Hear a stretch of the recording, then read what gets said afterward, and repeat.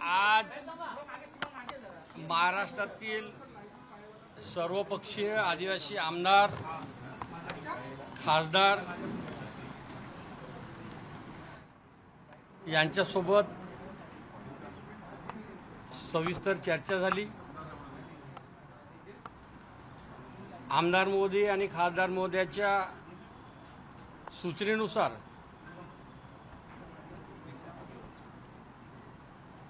आदिवासी विकास विभागाच्या अंतर्गत शासकीय वसतिगृहामध्ये प्रवेशाकरिता असलेली वयाची अट जी आहे, वयोमर्यादा आहे, दिनांक 14 ऑगस्ट 2026चा शासन निर्णयाच्या अधीन राहून वयोमर्यादा 30 होती।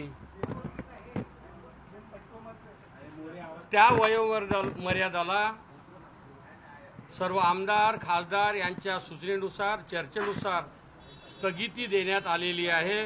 त्यामध्ये प्रवेशासाठी कोणाचीही वयाची अट राहणार नाही। अतिशय महत्त्वाचा विषय होता, हाच गांभीर्याने घ्यायचा होता। याकरिताच आमच्या सर्व आमदार खासदार यांच्याशी चर्चा झाली आणि येणाऱ्या काळामध्ये आदिवासी विकास विभागाअंतर्गत शासकीय वसतिगृहामध्ये प्रवेश घेणाऱ्या विद्यार्थ्यांसाठी प्रवेश घेण्यासाठी त्यांना वयाची अट राहणार नाही, ती अट रद्द केली, शिथिल करण्यात आली। एवढ्याच प्रकारचा विषय।